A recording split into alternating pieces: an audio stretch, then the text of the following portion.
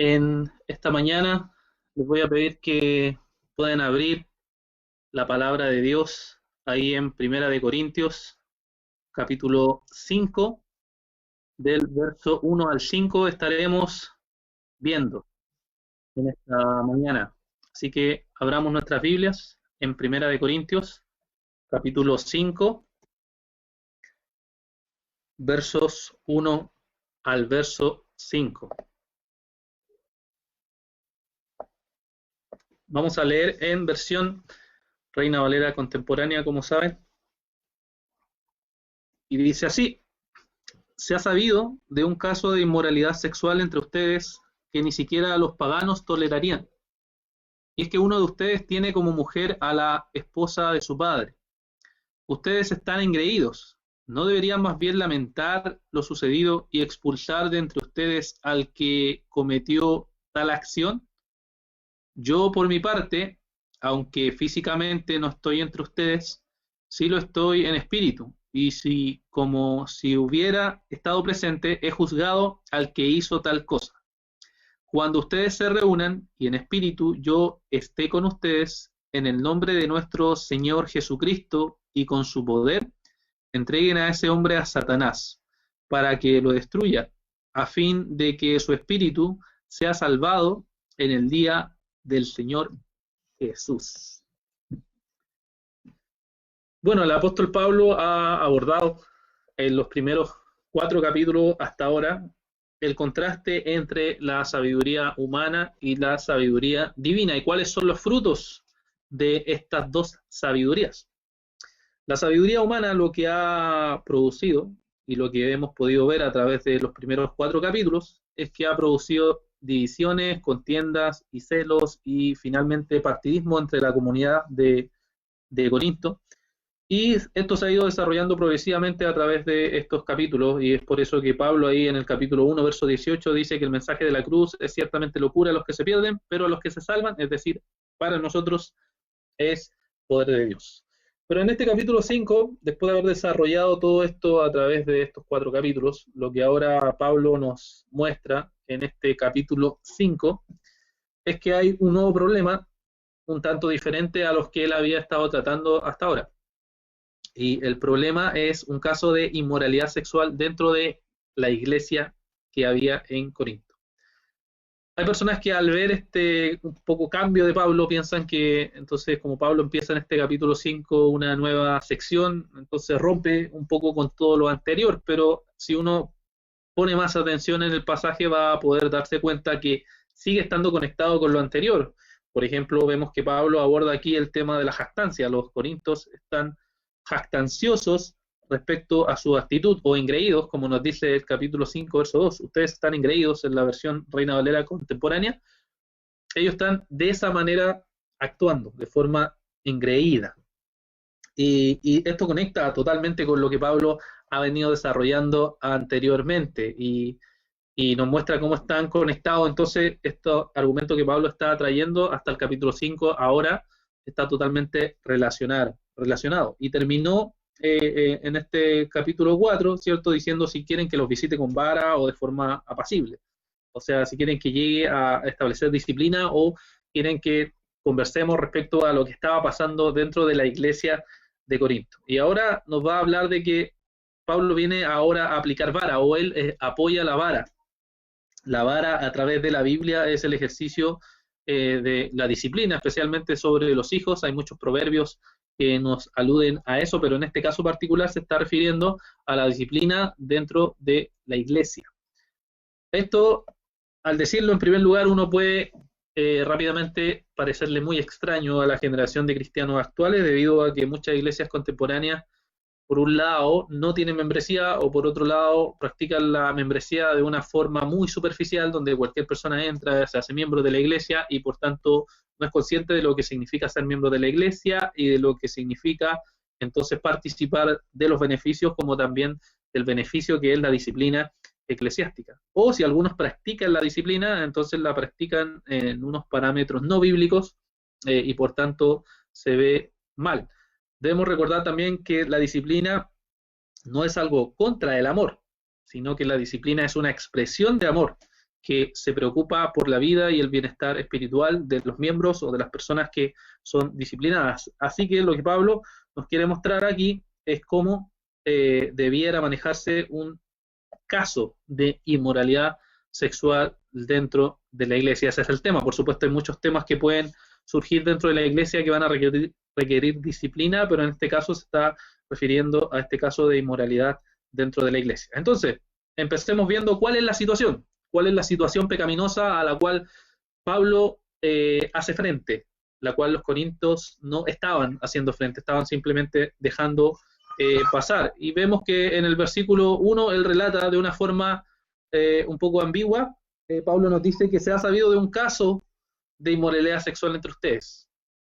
NBI y NTV, las otras versiones son un poquito más explícitas, donde dice NBI es ya de dominio público que hay entre ustedes inmoralidad sexual. Y NTV dice, me cuesta creer lo que informan acerca de la inmoralidad sexual entre ustedes.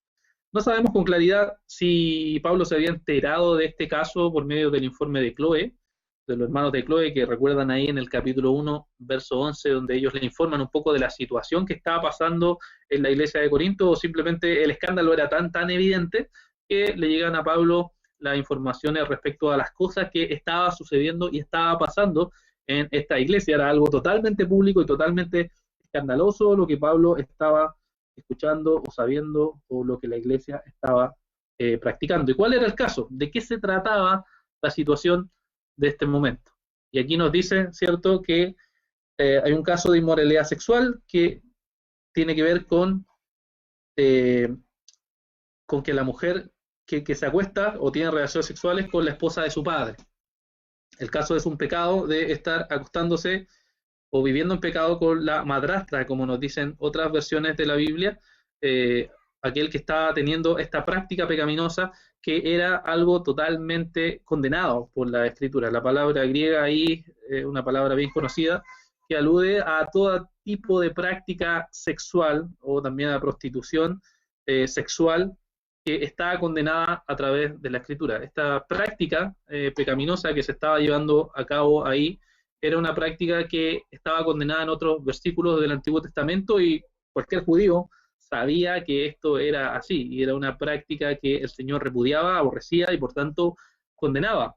Incluso merecía la lapidación en el Antiguo Testamento. Podemos ver eso en dos versículos del Antiguo Testamento, en donde uno puede ver cómo el Señor condena esta práctica que la iglesia estaba tolerando. Fíjense en Levítico, capítulo 20, versículo 11, y también si quieren buscar en conjunto Deuteronomio, capítulo 22, verso 30. Estos dos versículos nos muestran que era una práctica bastante condenada en el Antiguo Testamento. Levítico, capítulo 20, verso 11, y Deuteronomio, capítulo 22, verso 30. Leo Levítico, dice, el que se acueste con la mujer de su padre ha descubierto la desnudez de su padre. Por tanto, los dos serán condenados a muertes y serán los responsables de su muerte. O sea, aquel que hace esta práctica, ambos, dice, deben morir. Y Deuteronomio reafirma esto y nos dice, nadie debe profanar el lecho de su padre ni tomar por mujer a la esposa de su padre. O sea, eran pecados aborrecibles a Dios, como cualquier tipo de fornicación en el Antiguo Testamento, y eran totalmente condenadas por Dios. Y esto es lo que estaba permitiendo la iglesia de Corinto. Todo judío sabía que esto era algo pecaminoso. El historiador Flavio Josefo incluso comenta un poco sobre esto y dice, Moisés también repudió el incesto de los hombres con sus madres como uno de los crímenes más grandes. Del mismo modo, acostarse con la esposa del padre y con las tías, hermanas y nueras, lo señala como un ejemplo de abominable vileza. Era algo que condenaba totalmente la Escritura. Y fíjense que este pecado era tan grave, tan aborrecible, tan escandaloso, que nos dice que ni siquiera, en mi versión, ni siquiera los paganos la tolerarían. NTV dice algo que ni siquiera los paganos hacen. Y la Biblia de la América dice una inmoralidad tal como no existe ni siquiera entre los gentiles. Con esto Pablo se refiere a que Imperio Romano, incluso el Imperio Romano, un imperio que sabemos que era bastante pagano y pecaminoso, esto era algo ilegal, era algo que no se permitía dentro de la cultura de ellos. Entonces Pablo dice, le parece sorprendente que incluso el Imperio Romano, los paganos de aquella época, no permitieran esto, mientras que la iglesia que decía representar a Dios estaba permitiendo practicar esto. ¿Cómo alguien podía decirse cristiano y llegar a tal práctica, a tal práctica pecaminosa? La respuesta se puede un poco entender comprendiendo que, como dijimos en uno de los primeros mensajes de la carta y recordando el contexto de esta carta, que la iglesia de Corinto era una ciudad muy sexualmente promiscua. Era un lugar donde existía la prostitución sagrada, donde el sexo era un medio para adorar a los dioses y se presentaba como una especie de ofrenda a los dioses. En general los hombres tenían amantes para el placer, tenían concubinas para el cuidado diario del cuerpo y tenían esposas para que le den hijos y críen a sus hijos legítimos. O sea, era una locura, además de la práctica de la homosexualidad, que era totalmente aceptada y permitida y promovida entre la ciudad de Corinto. Y esta forma de pensar y esta forma de actuar pagana es una de las formas que Pablo tuvo que combatir una y otra vez a través de la exhortación que él le daba a la iglesia en Corinto. Ahora, el versículo 2 nos dice algo impresionante. Tenían todo este contexto de pecado, pero ellos no estaban arrepentidos, ellos no estaban pensando y diciendo estamos mal, tenemos que hacer algo frente a lo que está pasando, sino que el verso 2 nos dice que ellos se presentan como engreídos. Ustedes están engreídos, dice versión Reina Valera contemporánea. NBI y NTV nos dice que están orgullosos, y la Biblia de las Américas los describe como arrogantes consigo mismos. ¿Por qué se comportan de esta manera? Si hay un pecado escandaloso dentro de la iglesia, y en vez de estar preocupados de estar arrepentidos ante eso, lo que están haciendo es mostrarse de forma arrogante. Pues hemos visto que el problema de la iglesia de Corinto era el problema de la arrogancia espiritual. Tenían muchos dones, pensaban que tenían todo lo necesario y por tanto no necesitaban el evangelio. Ahora tenían la sabiduría que le había dado esta retórica filosófica y por tanto ellos eran engreídos, orgullosos, arrogantes y no podían ver sus propios errores. Estaban tan cegados a la realidad espiritual que pensaban que era una iglesia buena, que estaban muy bien. Y eso nos muestra que el orgullo, la arrogancia nos destruye y nos aleja del Señor. Proverbios capítulo 16, versículos 18 al 19, nos dice que la soberbia precede al fracaso, la arrogancia anticipa la caída. Es mejor ser humilde entre los humildes que compartir despojos con los soberbios. Fíjense lo que produce la arrogancia y la soberbia. También tenemos el conocido pasaje de Santiago capítulo 4, verso 6, donde el apóstol nos dice, pero la gracia que Él nos da es mayor. Por eso dice, Dios se opone a los soberbios y da gracia a los humildes. La ceguera espiritual que estaba en la iglesia de Corinto la había cegado tanto que no podían ver cuando realmente había un pecado grave entre ellos. Y habían dos cosas que ellos tenían que haber hecho, pero no estaban haciendo, y Pablo las dice aquí en la pregunta que él hace en el verso 2. La primera es lamentarse por el pecado. Dice Pablo, ¿no deberían más bien lamentar lo sucedido? ¿No debería ser eso? La idea es aquí hacer duelo por el pecado, como en el Antiguo Testamento vemos que rompen vestiduras y se lamentan por lo que están sucediendo, por el pecado. No celebramos el pecado, no nos alegramos del pecado, sino que al contrario, lamentamos el pecado, nuestro como de nuestros hermanos. Nos decimos, miren, se merece eso lo que le pasó. No, nos lamentamos y sufrimos por ese pecado. Tenemos ejemplos en el Antiguo Testamento donde Daniel o Esdras son personas que se acercan al trono de Dios y lloran y se lamentan por este pecado. Recordará lo que nos dice Daniel capítulo 9, verso 3 al 5, donde nos relata un poco acerca de este lamento que Daniel hace delante de la presencia de Dios. Dice Daniel capítulo 9, verso 3 al 5, volví entonces mi rostro a mi Dios y Señor para pedir su ayuda con oración y ruego. Me puse a ayunar, me cubrí de silicio y de ceniza, y esa fue mi oración al Señor mi Dios, esa fue mi confesión. Señor Dios grande y digno de ser temido, que cumples tu pacto y tu misericordia con los que te aman, y cumplen tus mandamientos. Hemos pecado, hemos hecho lo malo, hemos sido impíos y rebeldes, nos hemos apartado de tus leyes y mandamientos. Fíjense, él se presenta y dice, estamos mal, lamento nuestro pecado, de nuestro pueblo. No solamente de él, sino se presenta a representar al pueblo de Dios en una oración y en un lamento.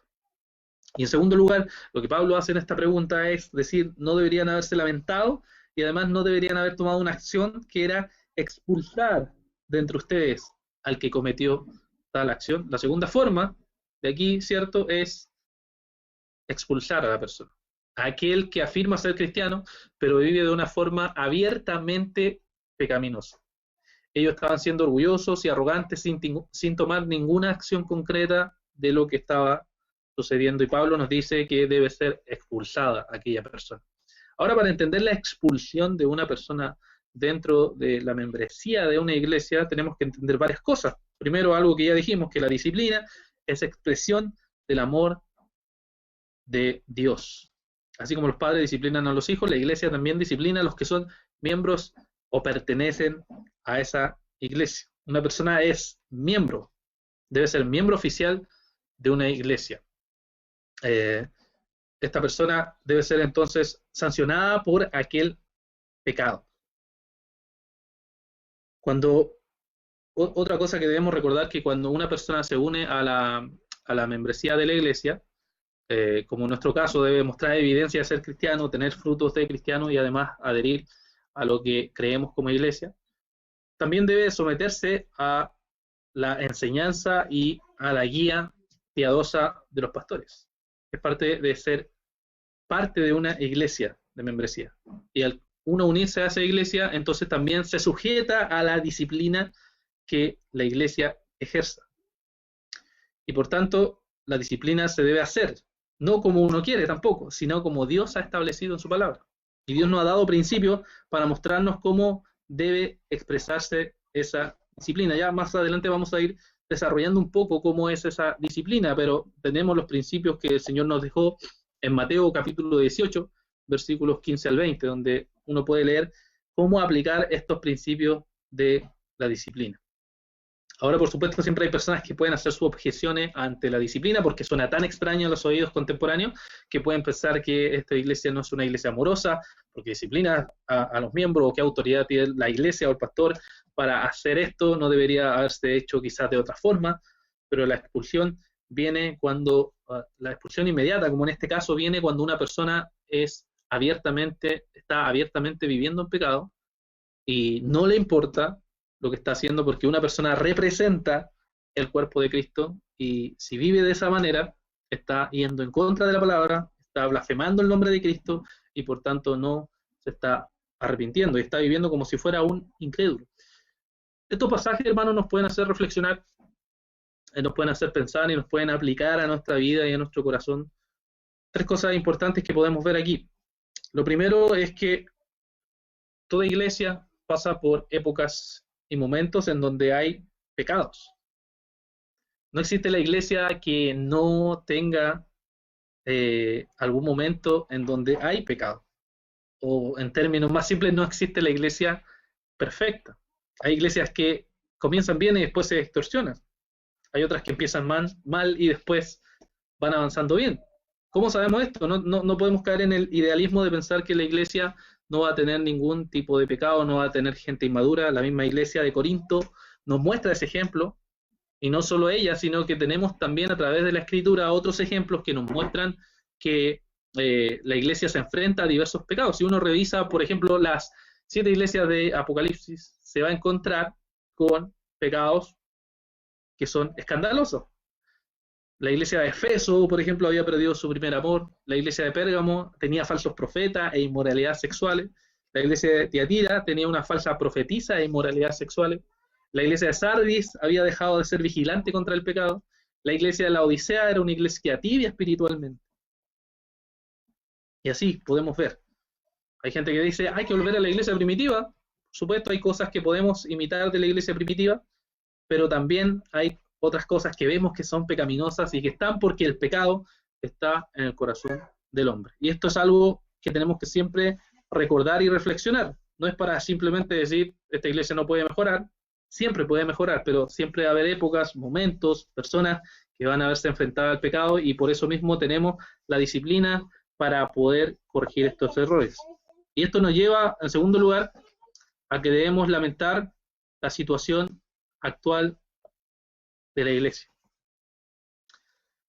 Con esto nos referimos a que hay cosas que como iglesia deberíamos lamentarnos y no simplemente celebrar. La iglesia gringa o americana, que suele medir todas las cosas y por tanto nos puede dar algunos datos de cómo es la realidad allá, y a la vez ayudarnos a comparar cómo es la realidad aquí. Pueden haber variantes de muchas de estas cosas, pero en general creo que se tiene varias similitudes. Por ejemplo, dicen que el 60% de los profesantes cristianos allá se divorcian, que el 68% de los hombres que van a la iglesia ven pornografía, incluyendo los pastores. A eso suma la ignorancia bíblica que hay en los miembros de la iglesia. Y muchos falsos pastores e iglesias que se levantan y que en verdad predican falsa doctrina y no están predicando la sana doctrina. Esto lo podemos ver por nuestra propia experiencia también. Podemos ver que hay gente que toma de forma superficial la fe, que no vive conforme a la Escritura, que está siendo superficial en su forma de vivir y que por tanto no están viviendo como la Biblia dice. No deberíamos lamentarnos entonces, hermanos, por eso no deberíamos hacer como Daniel, que es orar, ayunar y ver por qué la iglesia parece ser tan débil en nuestra época y simplemente lamentarnos por estos pecados. O hay gente que dice que quieren ver un avivamiento o cosas por el estilo, pero si uno revisa la historia de estos avivamientos, comenzaban con lamento, comenzaban con arrepentimiento, comenzaban con estar humillados delante de la presencia de Dios, y no solamente decir que va a venir un avivamiento porque sí, porque yo creo que así debe ser, sino que empezaban con humillación. Y si, por ejemplo, pensamos en esta época que estamos en cuarentena y nos hemos sentido fríos espiritualmente, ¿qué hemos hecho? ¿Hemos estado realmente orando ante el Señor? ¿Hemos estado realmente confesando nuestros pecados? ¿Hemos estado realmente examinando nuestro corazón delante de Dios? Simplemente nos hemos dedicado a ver series, a ver películas y a ver todo ese tipo de cosas que no son malos en sí, pero si tienen más tiempo en nuestra vida espiritual y no están siendo la búsqueda del Señor, entonces sí es un problema. Sí es un problema en nuestra vida. Y eso tenemos que analizar, lamentar nuestra condición espiritual y lamentar la condición espiritual que nuestra iglesia puede estar viviendo. En tercer lugar, tenemos que tomar acciones concretas contra el pecado, porque la disciplina eclesiástica es algo que la Escritura nos enseña. Cuando hay un verdadero lamento por el pecado, hermanos, se toman acciones. Yo no puedo simplemente decir, me lamento por mi pecado, un día y al otro día seguir todo igual. No, yo me lamento por el pecado y entonces tomo acciones concretas. Voy a buscar al Señor, voy a dedicarme a depender más de la gracia de Dios, voy a profundizar más en mi vida espiritual, y eso es lo que hace. Y esto es lo que Pablo dice: si alguien va a tomar una acción concreta contra el pecado, esa medida aquí dice el apóstol Pablo que era expulsar a esa persona. Esto no tiene que ver con la mala interpretación que se hacen de algunos pasajes, como no juzgar, o que nadie debe juzgar al otro en pecado, o nadie es superior al otro. Tiene que ver con que nosotros amamos al Señor y queremos ser fieles a su palabra, y su palabra nos llama a hacer eso. ¿Y dónde están los principios? Le había dicho anteriormente que íbamos a ver algunos principios de esto, y tenemos que entender parte de que esta sección de 1 Corintios 5 está conectada con lo que el Señor nos dice en Mateo capítulo 18, y podemos ir allá, si quiere acompañarme, Mateo capítulo 18, verso 15 al 16, donde nuestro Señor nos da estos principios de la disciplina. Mateo capítulo 18, verso 15 al 16, tenemos estos versículos que nos dicen así: por tanto, si tu hermano peca contra ti, ve y repréndelo cuando él y tú estén solos. Si te hace caso, habrás ganado a tu hermano. Pero si no te hace caso, haz que te acompañen uno o dos más, para que todo lo que se diga conste en labios de 2 o 3 testigos. Este principio que el Señor está tomado directamente del Antiguo Testamento. Cuando se acusaba a una persona y si alguien tenía testigos, tenías que llevarlo 2 o 3 personas y si esa persona era realmente culpable, entonces se le juzgaba. Generalmente se le apedreaba y generalmente la primera persona o los primeros en apedrearlo eran los que eran los testigos, porque daban testimonio de que esa persona había pecado delante de Dios. Y Jesús toma este principio, lo pone aquí en su Israel espiritual y nos muestra entonces cómo aplica la disciplina dentro de la iglesia. Si hay alguien que peca, entonces yo voy y le digo a ese hermano, hermano, usted está pecando, usted tiene que arrepentirse de ese pecado y restablecer su relación con el Señor. Si ese hermano se arrepiente, bien, todo queda ahí. Pero si ese hermano no se arrepiente, entonces la Escritura nos dice que tenemos que llevar 2 o 3 testigos. Llevamos 2 o 3 testigos, y esos 2 o 3 testigos, entonces lo que hacen es exhortar al hermano y decirle, hermano, usted está pecando, usted está en pecado, usted necesita arrepentirse. Estos principios siguen, pero vamos luego a verlos más allá.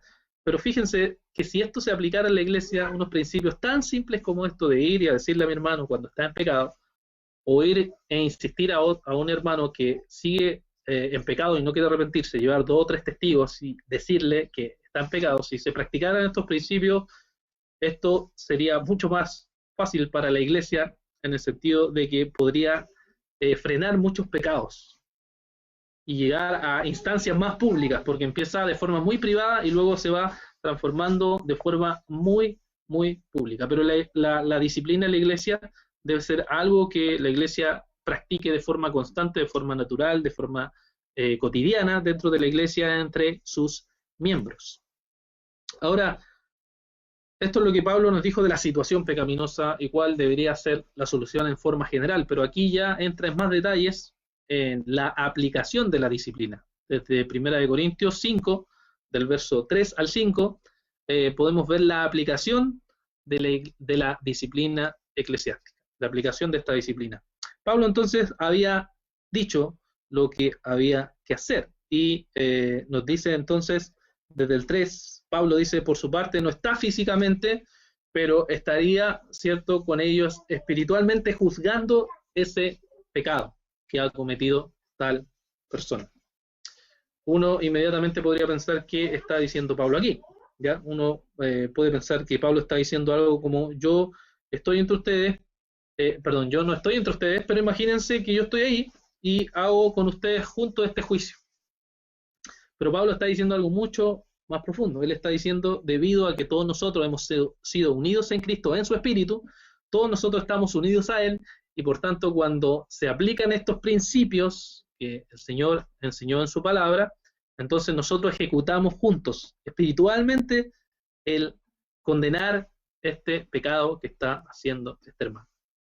Es esta unidad espiritual en la cual Pablo se basa para decir que Él está ahí. No solamente como que imaginen que está ahí, sino que Él espiritualmente está ahí porque el Espíritu Santo está ejecutando lo que el Señor ha establecido en su palabra. Es lo que el Señor oró, esta unidad espiritual en la famosa oración sacerdotal en Juan capítulo 17, versículo 20, donde el Señor estaba orando por sus discípulos y dice Juan 17, 20, pero no ruego solamente por estos, sino también por los que han de creer en mí por la palabra de ellos, para que todos sean uno, como tú, oh Padre, en mí y yo en ti, que también ellos sean uno en nosotros, para que el mundo crea que tú me enviaste. Esta es la unidad espiritual la cual Pablo supone que Él está ahí. Por eso Pablo dice que cuando se reúnan, en el verso 4, cuando ustedes se reúnan, y en espíritu yo esté con ustedes, en el nombre del Señor Jesucristo y con su poder.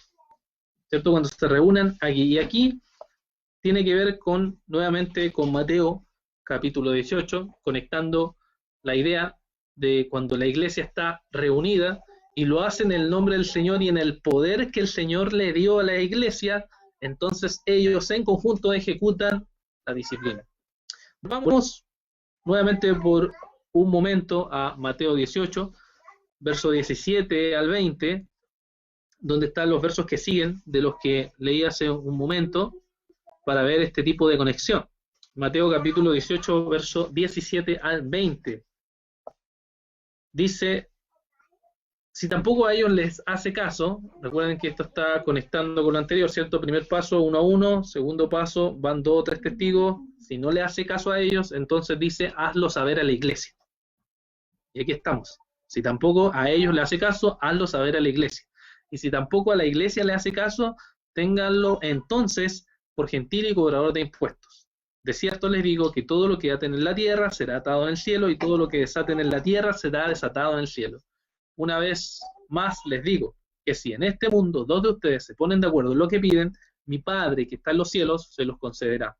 Porque donde hay 2 o 3 se reúnen en mi nombre, ahí estoy yo en medio de ellos. Entonces lo que Pablo nos dice aquí es que, lo que Jesús nos dice aquí es que este principio se aplica, y lo que Pablo hace es aplicar este mismo principio aquí. Cuando se reúnen y ejecutan esta disciplina que el Señor le ha entregado a la iglesia, le ha dado el poder para atar y desatar, que era la idea de permitir y no permitir, para reconocer a quienes son creyentes cristianos y quienes no lo son, como también para ejecutar la disciplina. Cuando se ponen de acuerdo como iglesia, dice el Señor que está en medio de ellos. O sea, en medio de ellos está el Señor para ejecutar algo que es conforme a su palabra. Si están actuando conforme a su palabra la iglesia, puede ejecutar entonces esto de expulsar o apartar a una persona que dice ser cristiano pero está viviendo como un pagano, como alguien que no es cristiano. Y ahí está la idea del cobrador de impuestos, que está viviendo como un gentil o un cobrador de impuestos, que eso para los judíos en su mente era simplemente alguien que no era seguidor de Dios o creyente para nosotros como cristianos. Esto entonces se conecta. La iglesia reunida en este proceso está en su última etapa, en su último paso. Esta persona simplemente no pudo pasar por estos pasos, sino que como está pecando abiertamente, en pecado públicamente, está blasfemando el nombre de Cristo, lo que hace la iglesia es proteger el nombre de Cristo y expulsarlo, o lo que tenía que haber hecho la iglesia es expulsarlo, porque está viviendo está viviendo de forma contraria a lo que la Biblia está diciendo. Ahora, ¿cuál es el propósito de la expulsión? ¿Cuál es el propósito de que una persona que está viviendo así sea expulsada? Y fíjense que habla solamente de él, no habla de la mujer, porque seguro que la mujer no era creyente, no era alguien que estaba o era parte de esa iglesia, y por tanto solo se refiere al hombre al cual debería ser expulsado, y la iglesia en conjunto debería ejecutar la disciplina de la iglesia. ¿Cuál es el propósito de esta expulsión, hermanos? La vemos en estos versículos, el verso 5, donde Pablo dice que entreguen a ese hombre a Satanás para que lo destruya, a fin de que su espíritu sea salvado en el día del Señor Jesucristo, o el Señor Jesús, ¿cierto? Esta idea de entregar a Satanás es una idea que Pablo usa en otra ocasión en 1 de Timoteo, capítulo 1, verso 20, donde está hablando también de unos falsos que habían blasfemado por el nombre del Señor, y está diciendo lo mismo, entregar a Satanás. 1 Timoteo 1:20 dice, entre ellos Himeneo y Alejandro, a quienes entregué a Satanás, para que aprendan a no blasfemar.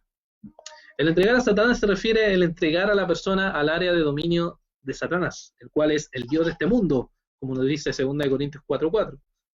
O Efesios, donde dice que está la potestad del aire, está dominando el mundo. Ahora hay que recordar que Satanás tiene el poder sobre el mundo, pero no significa que tiene un poder absoluto, sino que está bajo la soberanía de Dios, está bajo el permiso de Dios, este dominio de ser el Dios de este mundo. Pero ciertamente el mundo está gobernado por su filosofía, por sus ideas, y por tanto entregarlo a Satanás es entonces entregarlo al área donde Satanás tiene poder.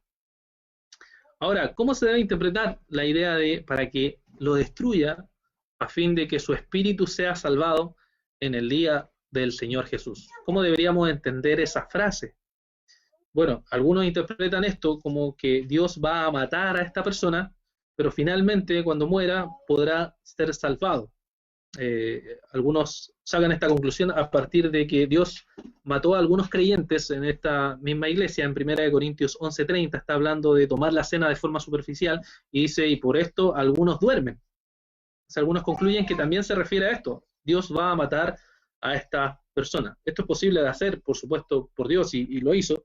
Sin embargo, el contexto no parece indicar que fuera así, porque Pablo supone en algún sentido, al terminar la carta, en los versos 5, perdón, al avanzar en el capítulo 5, los versos 10, Pablo habla de no juntarse con este tipo de personas.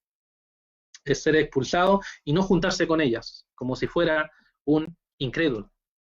Y si esta persona es, que es algo también discutido, la persona que aparece en 2 de Corintios, donde es restaurado, hay una persona que Pablo se está refiriendo a ella como restaurada, entonces si es esa persona, obviamente no murió. Y también por la experiencia cristiana podemos saber que no todos aquellos que son expulsados de la iglesia han muerto inmediatamente. Por lo tanto, es problemático tratar de pensar que la persona a la cual se refiere aquí vaya a morir directamente.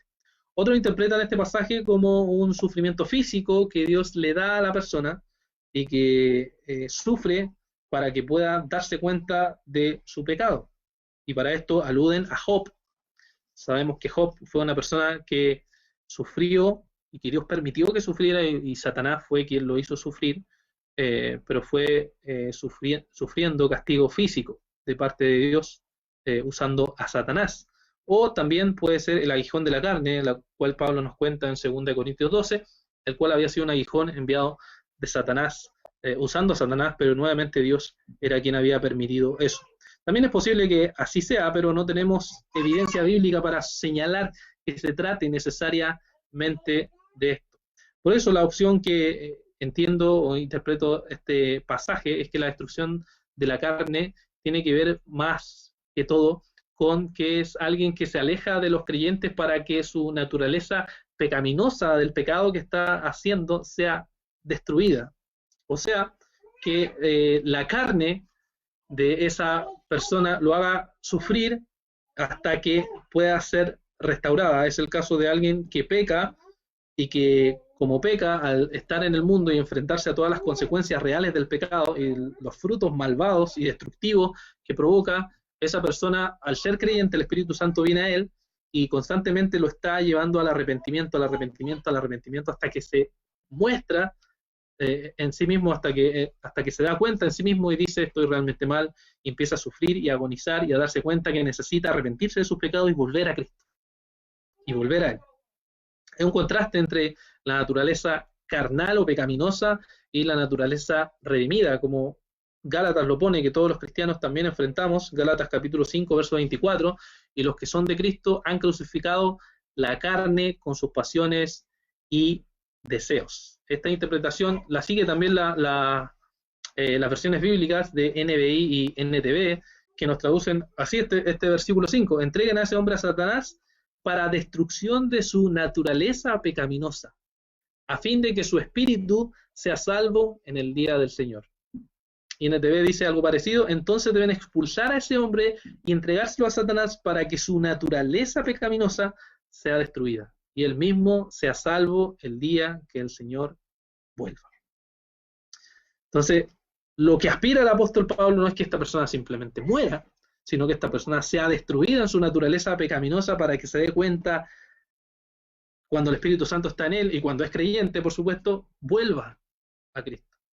Porque el propósito de la disciplina es la restauración. El propósito que tiene la disciplina bíblica es que la persona sea restaurado, que vuelva a los brazos del Salvador y que vuelva a tener comunión con la iglesia. Es como Pablo dice en Gálatas capítulo 6, verso 1: hermanos, si alguno es sorprendido en alguna falta, ustedes, que deben ser espirituales, restáurenlo con espíritu de mansedumbre. Piensa en ti mismo, no sea que también tú seas tentado. Entonces alude a que el propósito de esta disciplina es la restauración. De estos dos versículos, hermanos, podemos aprender entonces algunas cosas para nosotros como iglesia. En primer lugar, la iglesia de Cristo reunida y conformada bíblicamente tiene la autoridad para recibir y expulsar miembros que no vivan conforme a la palabra de Dios. Dios le ha dado las llaves del reino a la iglesia para que acepte y rechace a las personas conforme a sus frutos.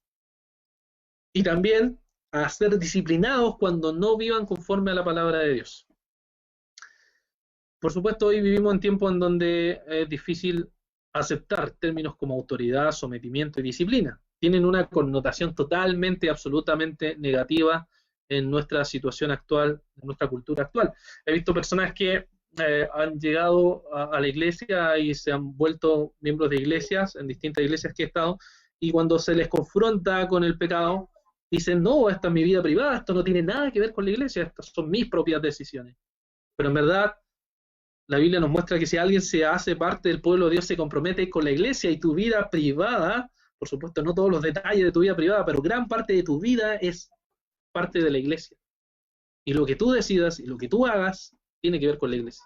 Y si actúas pecaminosamente, abiertamente contra la palabra de Dios, entonces debes ser disciplinado, conforme a la palabra, conforme a lo que la Biblia nos dice, y seguir estos mismos pasos. Y si está viviendo de forma pecaminosa, de forma abierta en pecado, entonces la iglesia reunida tiene que ver la situación, y si es contrario, la persona vive contrario a la palabra de Dios, entonces debe ser expulsado, con el propósito de que la persona sea destruida en su naturaleza pecaminosa, para que pueda ser, para que se arrepienta y entonces venga a Cristo y se arrepienta de su pecado. La disciplina no la hacemos porque queramos, porque nos guste naturalmente, o porque nos acomode, sino por la gloria de Dios, sino por su palabra, porque anhelamos que el nombre de Dios sea glorificado y no sea blasfemado entre los gentiles y tomado de forma superficial. En segundo lugar, podemos ver que una iglesia de Cristo bíblicamente busca que la disciplina sea un proceso para restaurar a un hermano caído en pecado. Suponiendo que es hermano, porque si a alguien se le aplica la disciplina y no vuelve a la iglesia de Cristo nunca, entonces podríamos deducir que esa persona no era cristiana, no vivía conforme a la palabra de Dios. La disciplina bíblica jamás ha buscado destruir la vida de las personas, sino que al contrario, busca que las personas se restauren en la reconciliación, en primer lugar con su Salvador Cristo, y luego en la participación de la comunión con los hermanos. He escuchado también, al estar en diversas iglesias, que hay hermanos que han experimentado métodos no bíblicos de disciplina, han sido mal llevados y no han seguido los pasos que la Escritura nos dice, pero eso han sido malas experiencias, pero esto no anula la buena práctica disciplinaria que nos expone la Escritura. Por tanto, queremos que la disciplina bíblica, anhelamos que los hermanos se enfrenten a esta disciplina para que sean restaurados en el Señor, anhelamos que Dios esté obrando en el corazón de cada uno de nosotros para que el pecado sea apartado de nosotros, anhelamos que esa sea nuestra actitud constante de vivir conforme a la palabra del Señor. Esas son algunas preguntas que podemos hacernos y presentarnos delante de Dios, confiando en su palabra, confiando en su Espíritu Santo, obrando en nosotros. La verdad, hermano, es que todos, al ser pecadores, vamos en algún momento o en otro momento experimentar la disciplina debido a nuestros pecados. Y esto es bueno, hermanos. Esto es bueno porque nos va a llevar a profundizar más en nuestra vida espiritual, nos va a ayudar más a confiar en Cristo y nos va a hacer ver una y otra vez que Cristo es el único puro, el único santo, el único bueno, y que su evangelio ha sido poderoso para transformarnos, librarnos de nuestros pecados y vivir así para la gloria de Dios. Vamos a orar, hermanos, para terminar este culto al Señor y para que el Señor nos esté guiando en este deseo de vivir conforme a su palabra. Padre, gracias te damos, Señor.